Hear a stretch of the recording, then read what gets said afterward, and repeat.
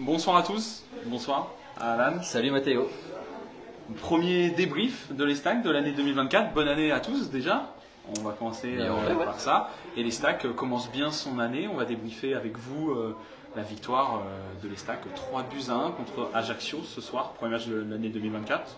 Rapidement, le temps que quelques personnes nous rejoignent, avant de contextualiser devant quel vestiaire nous sommes, comme vous pouvez le voir derrière nous, dans quel lieu nous sommes. Peut-être dire rapidement ce qui s'est passé pendant ce match, le temps que les gens arrivent. Oui, donc un début de match un peu timide de l'Estac, malgré tout qui a quand même mené au score grâce à Rafiki Saïd qui avait manqué au préalable une grosse occasion et qui s'est rattrapé quelques minutes plus tard en ouvrant le score sur un joli mouvement collectif. D'ailleurs les 3 buts troyens ont été vraiment très beaux dans la conception avec beaucoup de joueurs concernés dans l'action. Voilà, des buts de foot, d'équipe qui font vraiment plaisir à voir. Ajaccio qui a réduit la marque avant la mi-temps par Jacob. Et l'Estac a vraiment été bien supérieur en deuxième période. Il y a eu un réajustement tactique. Peut-être qu'on en reparlera, mais l'Estac a vraiment dominé de A à Z la deuxième période et a validé cette domination par 2 nouveaux buts signés Bruce. Premier but avec l'Estac de Bruce, c'est vrai qu'il y a eu aujourd'hui passe d'aise de Diop et but de Bruce. Si on m'avait dit ça il y a encore 2 mois, je n'aurais pas signé. Donc Bruce qui a permis à l'Estac de mener au score et Saïd, auteur d'un doublé, qui a marqué le 3e but. Voilà, vraiment une victoire méritée sur l'ensemble du match, notamment par cette seconde période. Qui fait beaucoup de bien, qui permet surtout à l'Estac de prendre 4 points d'avance sur le premier relégable, ce qui n'est pas rien. On va rappeler malgré tout que voilà, l'Estac est dans une position encore fragile, on va dire, et doit déjà prendre de l'air au classement avant de voir plus haut, mais il commence à se dire un petit peu au stade, un peu au club, même un petit peu nous aussi quand on en parle entre nous, entre confrères journalistes. On a du mal à pas regarder un peu ce qui se passe plus haut.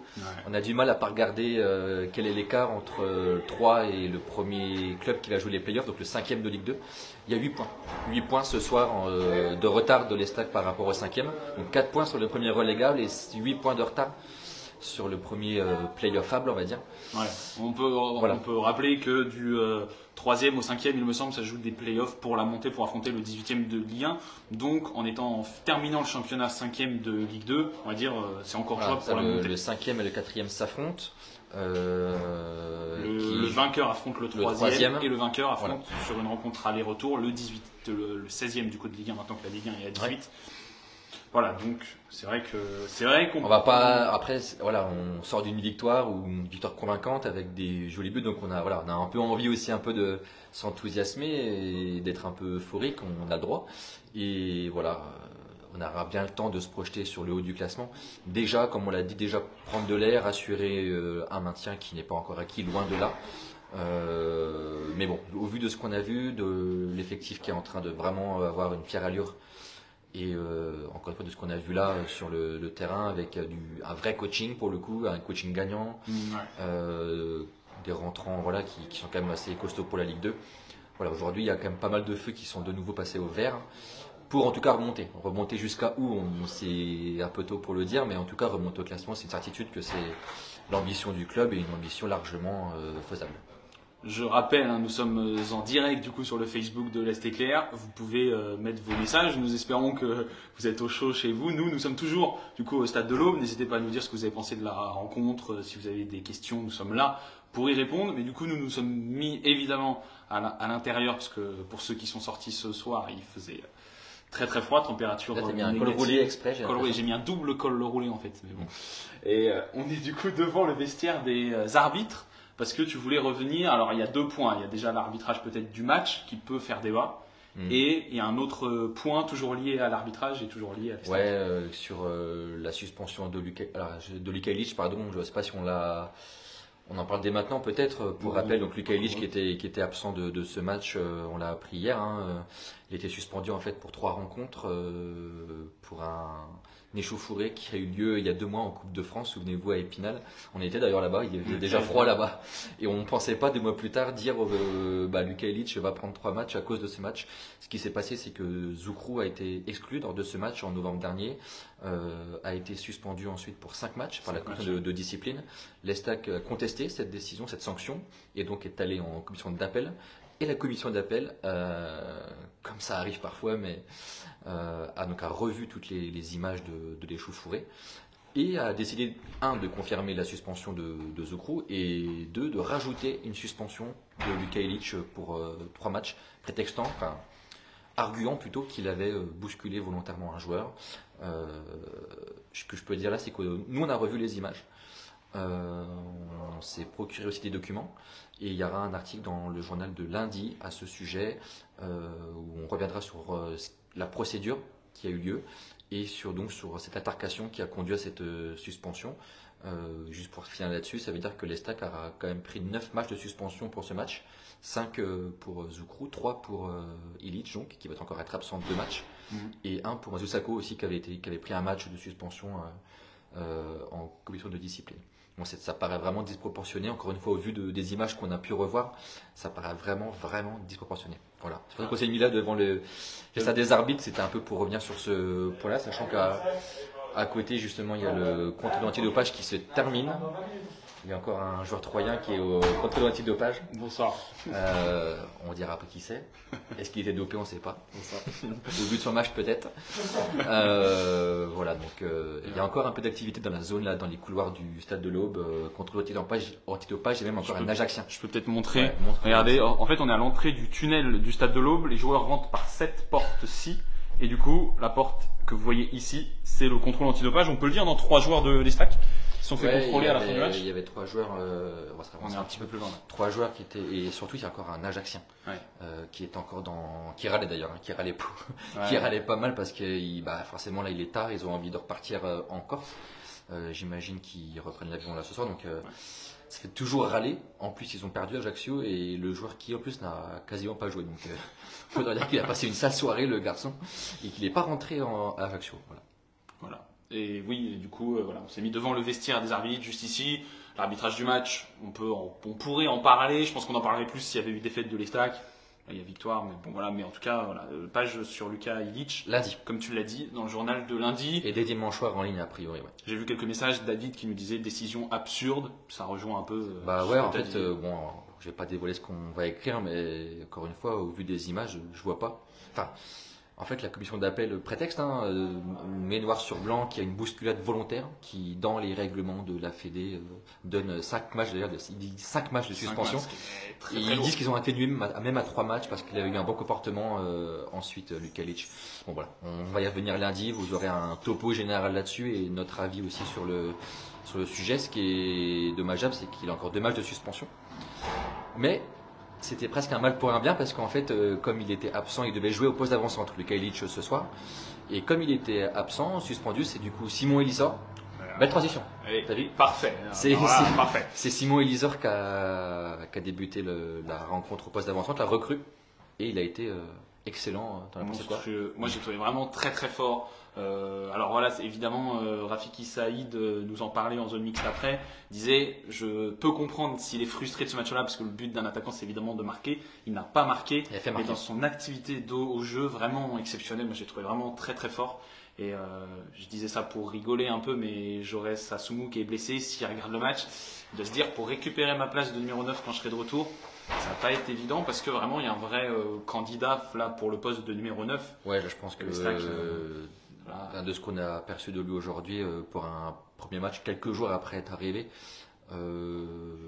franchement dès son premier contrôle, on a tout de suite compris qu'il était au-dessus de la moyenne techniquement déjà. Donc techniquement, joueur affirmé, pas de gauche, un joueur racé, élégant pour ceux qui n'ont pas vu le match, qui a fait marquer en plus parce qu'il est sur l'action du premier but, il joue pour les autres, dos but tu l'as dit. Alors moi, il m'a fait penser un peu bizarrement à Van Persie, toute proportion gardée évidemment, mais le profil gaucher et surtout la première touche de balle, quoi. C'était la force du buteur néerlandais. La première touche de balle, vraiment, qui fait la différence, quoi. David Guillon disait en après-match qu'il avait l'art du contre-pied, ce qui était rare, et qu'il avait apporté une touche technique complémentaire en fait des qualités dont disposaient déjà les Stacks offensivement, de vitesse, de dribble, de percussion, mais lui apporte en fait vraiment le complément idéal, amenant de l'huile un peu dans les combinaisons offensives, et il a été franchement magistral ce soir, acclamé. Acclamé à sa sortie, effectivement il n'a pas joué tout le match. Et justement, il est sorti sur une blessure, enfin, il avait un coup, et David nous a demandé il y a quelques minutes, est-ce qu'on a des infos sur sa blessure? Je ne sais pas si toi t'en as eu en conférence de presse. Ouais, David Guillon nous a rassurés en nous disant qu'il était, c'était par précaution qu'il était sorti. Simon Elisor, il se tenait effectivement la cuisse. En fait, on tremble déjà presque en disant mince, Elisor, il va être blessé, parce qu'en fait, il a été tellement royal ce soir qu'on imagine bien qu'il va être un joueur très important de la deuxième partie de saison. Et c'est vrai on s'est dit mince, il est blessé, ça y est. Mais bon, apparemment ça va, sachant qu'en plus les Stacks part en stage, hein, encore un trou dans son calendrier. Les Stacks part en stage mardi en Espagne à Murcie. Oui, David qui nous dit ça sent la béquille. On n'était pas au même endroit à la fin du match. Moi j'étais plus en zone mixte et effectivement c'est le même son de cloche que toi. Ouais. C'est ce qui semble être un mauvais coup. Sachant que je pense que Depréville devait rentrer, hein, oui. Le changement de Depréville qui était aussi de retour d'ailleurs, qui a fait son entrée, je pense que c'était prévu aussi qu'il jouait à la fin de match. Ce qui permet de dire que le banc troyen avait aussi fait allure, hein, quand tu fais entrer Oletan, Dong, ouais. Mazusako et donc Depréville, il n'y en a que 4 changements. Sachant qu'Mchangama était blessé, Kilic est suspendu, que Ndiaye est à la canne, que Ripa fait son retour et que des recrues arrivent. Que Bangré aussi est la recrue qui va arriver. Les Stacks a vraiment un effectif là. Si la saison démarrait aujourd'hui avec cet effectif là, il serait dans les top 3 favoris. Ouais. Oui, non, c'est vrai. Grosse deuxième partie de saison, on espère, de les Stacks. En tout cas, peut-être du coup ce qu'on peut retrouver dans le journal de demain. Donc le compte rendu, les réactions des 2 entraîneurs aussi, la réaction de Olivier Pantaloni qui était lui forcément frustré, qui n'a pas compris en fait le changement de visage de son équipe entre les 2 mi-temps. Il y a aussi la réponse de David Guillon qui explique aussi pourquoi il a changé sa tactique à la mi-temps au milieu de terrain. Donc il y aura se retrouver ce point-là. Les notes des joueurs, on peut dire qu'il y a 2 notes de 8. Si vous avez suivi le match et le débrief. Il n'y a pas de note en tout de 5 d'ailleurs. Il y a eu un petit débat d'ailleurs. Alors pas avec entre nous à l'Est Éclair, mais avec notre ami consultant de Canal 32, Florian Jarja, qui aurait bien mis une note en dessous de la moyenne pour un joueur de l'Estac. On va lui faire gré de ne pas citer le joueur en question. Mais voilà, il y a aussi une petite info mercato que vous pouvez d'ailleurs retrouver sur nos réseaux sociaux de l'Est Éclair avec le départ d'Alexis Lefebvre. Déjà dans les tuyaux, hein, à Nancy donc. L'info qu'on peut rajouter, c'est que l'Estac va bien lever ces 2 ans de contrat qui étaient en option. Il avait signé un premier contrat pro il y a 1 an, donc c'était 1 + 2. Les 2 années vont bien être levées par le club troyen. Donc Lefebvre qui va partir à Nancy, qui d'ailleurs même déjà en ce moment même à Nancy physiquement, pour un prêt. Voilà, pour 6 mois, va finir la saison à Nancy, mais sera lié au club troyen jusqu'en juin 2026. Puis quelques photos, des photos d'Elissor, photo aussi sympa de fin de match où on a vu un petit moment de communion entre les joueurs et le public. Des photos qu'on avait un petit peu revues sur la fin d'année, notamment avec la victoire contre Amiens. Mais des photos qu'on n'avait plus l'habitude de voir beaucoup dans le journal et qui font toujours plaisir à publier. Les Stacks est donc 14e après sa victoire. On nous demande les Stacks à la fin de la saison, première ou deuxième partie de tableau selon toi, Alan? Moi je dirais la première. Moi depuis le début de saison je milite un petit peu pour dire que cette équipe a un effectif pour jouer le top 8. Bon, c'est ce que je disais moi en juin. Forcément la suite m'a donné tort. J'espère que la deuxième partie me donnera raison. Mais pour moi il y a des équipes qui ont un peu surperformé en première partie de saison, qui vont rétrograder, d'autres qui ont sous-performé, et la première des équipes qui a sous-performé en Ligue 2 c'est les Stacks. Oui. Alors les raisons on les connaît, on va pas revenir dessus aujourd'hui, mais en fait moi je me dis aujourd'hui il y a tout pour mieux faire. Il y a un nouveau staff compétent, qui connaît très bien le championnat, des recrues qui arrivent, des blessés qui reviennent, des cadres en plus qui reviennent, la moyenne d'âge est plus élevée, il y a de la qualité, du talent, on l'a vu aujourd'hui encore une fois, des buts vraiment d'équipe qui est talentueuse. Une atmosphère aussi bien plus apaisée, que ce soit en interne, mais aussi avec nous, avec les supporters. Aujourd'hui, ça ne peut pas être pire de toute façon. Donc là, tu es 14e, finir à cette place-là serait presque un échec en fin de saison. Parce que on a envie, et je pense que le club aussi a envie, les joueurs même le disent entre eux, ils ont envie de vivre une fin de saison sympa. Et une fin de saison sympa, pour eux, c'est accrocher une place de play-off. Voilà, il faut le dire clairement comment c'est. C'est au moins, là, à 30e journée, d'être encore en course. Ouais, c'est de vivre une fin de saison sympa, avoir un peu de suspense. Effectivement. Alors encore une fois, il faut déjà se maintenir, mais si on se projette plus loin, puisque c'est la question, être dans la course au play-off, ça serait, je pense, un objectif atteignable. Voilà, la suite pour les stages, du coup, c'est semaine prochaine, stage en Espagne, c'est ça? Le stage en Espagne, donc mardi à lundi prochain, et ensuite il y a un match le mardi en Bretagne, donc en fait le staff fera le voyage entre Murcie et la Bretagne directement, donc il ne repassera pas par 3 avant ce match en Bretagne. Il y aura du mercato aussi, puisque les stacks espèrent dans l'idéal avoir ces dernières recrues pour le stage. Alors il ne reste plus beaucoup de temps, mais les stacks par mardi. Il reste 3 jours. Il reste 3 jours. Après ils peuvent les rejoindre aussi, mais voilà, c'est un peu l'idée. Donc on va suivre ça aussi forcément nous. Il y a même 2 matchs en Bretagne d'ailleurs. Il y aura un match contre Concarneau. On a une question, c'est ça? Ouais, qui nous dit, est-ce que vous reprenez goût à votre métier? Alors, non, oui. Est-ce que vous reprenez goût avec votre métier, avec les victoires? Il nous dit, la traversée du désert a été longue. Oui, ça a été long. Alors, ça a été plus long pour les joueurs et pour le club que pour nous. Nous, forcément, on vit un peu au rythme du club et de ses résultats, mais on est forcément moins impacté, heureusement, dans notre métier. Nous, notre métier, c'est d'observer, de relater et de commenter. Voilà, que ça aille bien ou ça aille mal, en fait, on ne peut presque pas être impacté par les résultats. Forcément, on l'est un peu. On vit à 3, on parle avec les gens du club quasiment au quotidien, on les voit encore là. Voilà, on préfère leur parler quand ça se passe bien, c'est une évidence. Mais non, j'ai pas forcément repris goût à mon métier parce que c'est ça qui a gagné ce soir. Non. Voilà la réponse d'Alan. Bonne question.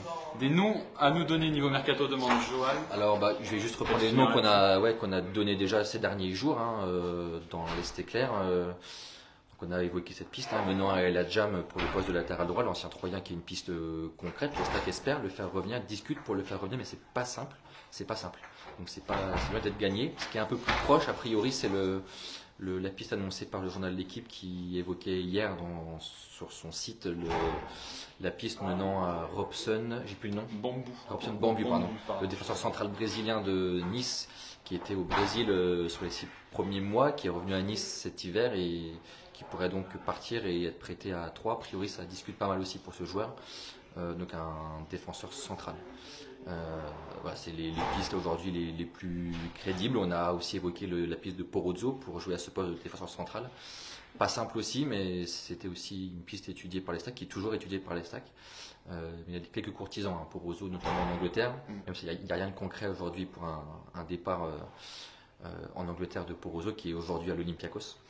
Donc voilà, 2 pistes assez crédibles au poste de défenseur central, et puis le latéral droit qui est peut-être la piste prioritaire, même si Boura fait un bon match aujourd'hui. Ouais. Boura qui a joué latéral droit fait un bon match. Latéral droit parce qu'il est latéral gauche initialement. Il est gaucher, qui a même fait un meilleur match, je trouve, que Abdou Conté à gauche. Donc voilà, forcément quand ça gagne, l'urgence est un petit peu moins prégnante pour le mercato. On se dit qu'encore 1 ou 2 matchs avec cette équipe-là, ça fait l'affaire. Voilà. Si pour les futures infos mercato dans les prochains jours, comme d'habitude, vous savez comment ça se passe.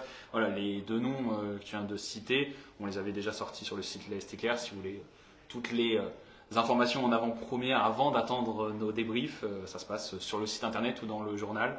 Demain, article compte rendu du match, les notes, on a aimé, on n'a pas aimé. Les réactions et les photos. Les réactions et les photos. Et pour mon côté plus vidéo, Rafiki Saïd qui s'est arrêté en zone mixte après son doublé, et le replay de ce débrief, si vous avez manqué quelques parties, sera disponible sur notre site dans les prochaines heures.